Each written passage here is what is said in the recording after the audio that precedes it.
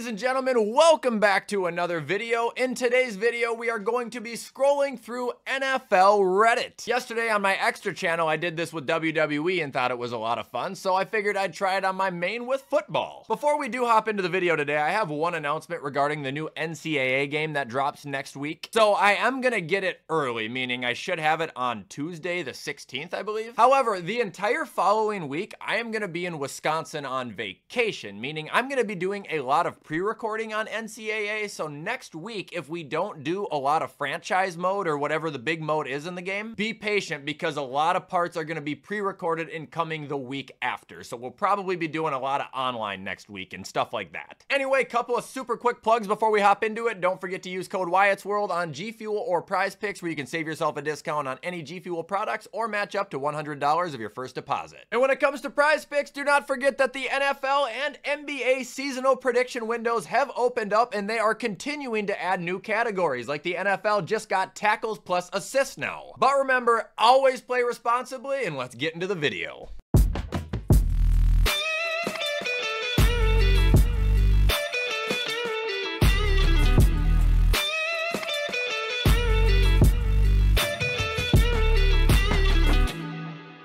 Alright, so when I opened up Reddit, the first interesting post I have stumbled across this morning was this one, and it is the last time that each team has finished last in their division. You guys notice something when you look at this picture? The Steelers haven't finished in last place since 1988. The next closest is the Packers in 2005. That is 36 years, man, and it does say at the bottom here that it's the AFC Central they're going off of because the Steelers haven't ever finished last in the AFC North yet. I don't ever want to hear Pittsburgh fans bitch again. Like, seriously, never again. Next post here is a report/rumor that Brandon Aiyuk is coming to terms that he will play his 5th-year option in 2024, and that should be a shock to nobody. I never thought for a second this man was gonna go anywhere this year. Like, no. Majority of the time, a big name like this is unhappy and, you know, posting a bunch of shit on social media. They typically just, they stay put. Here's a piece of news coming out of yesterday. It says the Titans have agreed to terms with safety Jamal Adams. Adams is reunited with Denard Wilson, who is his DB coach during his Pro Bowl seasons in 2018, 2019. Look, that's great, but he is cooked. And you know I want the Titans to be good this year. I like them this year, but he is not going to help them. Jamal Adams, out of 9 games that he started last year, allowed an 80% completion percentage. Like, Denard Wilson's going to have to literally dig this man out of the grave, put an indestructible bandage over his entire body, and then reteach him how to play his position again. Then maybe Jamal will make an impact. And even then, I see it being pretty damn small. Piece of information regarding the Colts here. It says the Colts will wear their Indiana Knights alternate uniform, which includes a black helmet, in Week 12 against the Lions. Now, I think last year I was pretty supportive of these uniforms, but I gotta be honest, they are absolutely atrocious. I don't know if I was just trying to be like supportive or positive or what, but I look at these uniforms and I can feel whatever I ate last coming up my throat. Like, I want to vomit. Not gonna lie, if these were college uniforms or high school uniforms, they would work. But professional football players should not be going out there looking like Papa Smurf wearing a fucking do-rag. Here's a crazy piece of info on Amon-Ra St. Brown. He actually played part of last year with his oblique torn completely off the bone. Now, I think that was revealed in the wide receiver documentary. I can't lie, I haven't watched any of it. I actually never even watched the quarterback documentary. I don't like TV shows. It's just too much time commitment for me. But if this is indeed true, that's psychotic because the guy finished with 1,500 yards and 10 touchdowns. Like, a torn oblique, that's just not gonna impact you? Do you not have a sense of pain?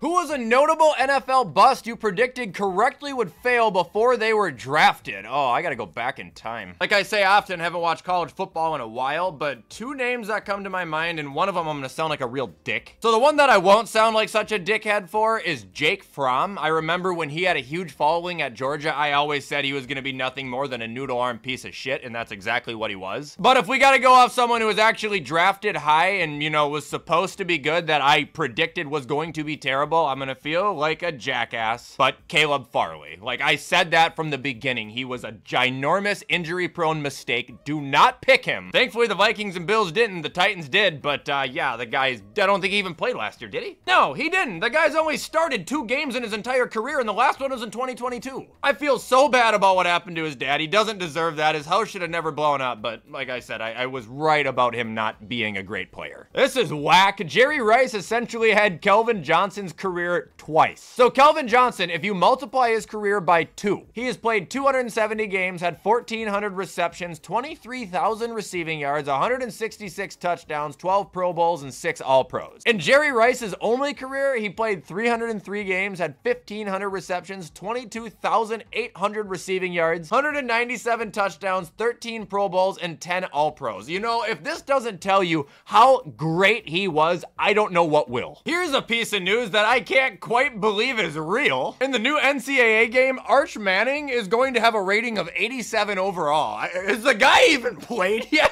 I just peeked. He has 30 yards passing. That's it. He has 2 completions. Like, what the fuck is this? That'd be like giving Bronny James an 87 in 2K, man. Like, what are they doing?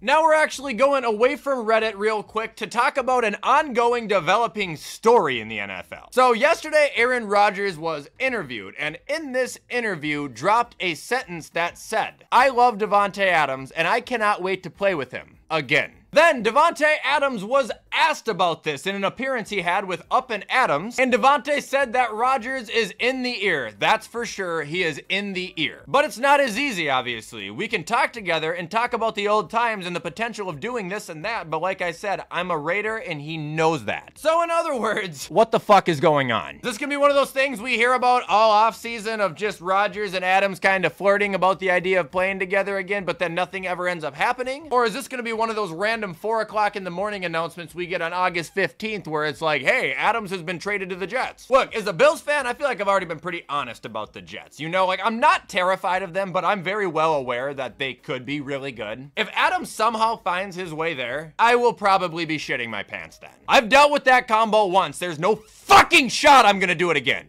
This says ESPN insider Dan Grazzano believes Kirk Cousins could be traded next offseason. I don't think so. I will say the Falcons are not mentally committed to him. They're financially committed to him, and that's why they won't trade him, because they owe him $100 million guaranteed. That it would just be absolute insanity. It would be more insane, a matter of fact, to trade him next offseason than it was insane to draft a quarterback after paying him $180 million. This organization would lose all the respect in the world if they did that. Like, that would literally be so dumb. Oh, good. Free agent Leonard Fournette is motivated to continue his NFL career, intends to sign with the team before the season, and has hired a former agent, Ari Neeson, and Pat Capra, both of Chase Your Legend, to help him in that pursuit. Leonard's in the best shape of his career. The guy's gonna be 30 years old and hasn't had a decent season in like 3 or 4 years. This reminds me of the Zeke antics we hear every year, that Zeke is gonna be back because he's in such good shape. Yeah, that really works. This is kind of weird. Josh Jacobs has had 197 career receptions and 0 receiving touchdowns. This is 4 away from tying an all-time record for most career catches without a touchdown. At this point, they should just try and break it, and that's not an insult either. It's not the guy's job to catch touchdowns. Like, I mean, I'll even defend him on that, so this shouldn't be seen as a knock, but it is just a little bit outstanding in its own way. This post is a long one, but I'm just gonna go off the title here. It says, why doesn't CeeDee Lamb's 2023 season get more attention? Buddy, are you serious? I've been saying it the entire time, and a lot of other people have been saying it too. Are you ready for this? He's a cowboy! Plain and simple, there's your answer. He's a Dallas Cowboy. And it ain't fair either. There's a reason I give CeeDee so much credit, because nobody else does!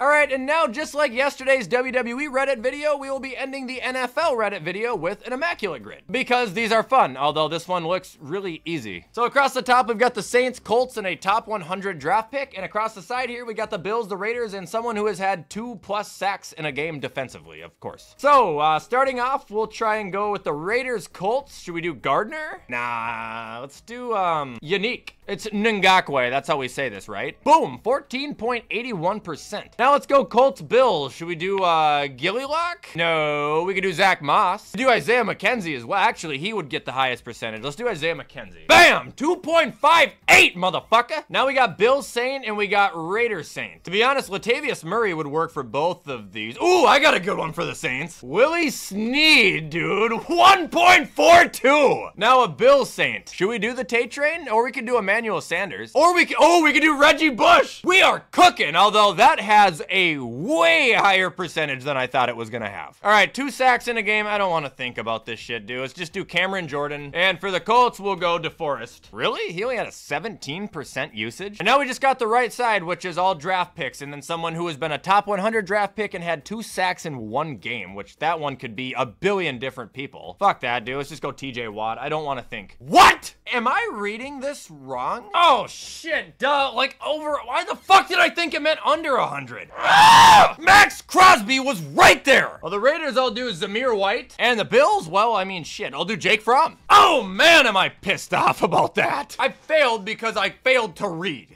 And that is going to be all, ladies and gentlemen, for today's Reddit video. I hope you guys had a lot of fun watching it because I had a ton of fun making it. As always, though, I'm going to get off and edit this so you guys can watch it on time. I hope you have a fantastic and safe weekend. And as always, I will see you in the next video.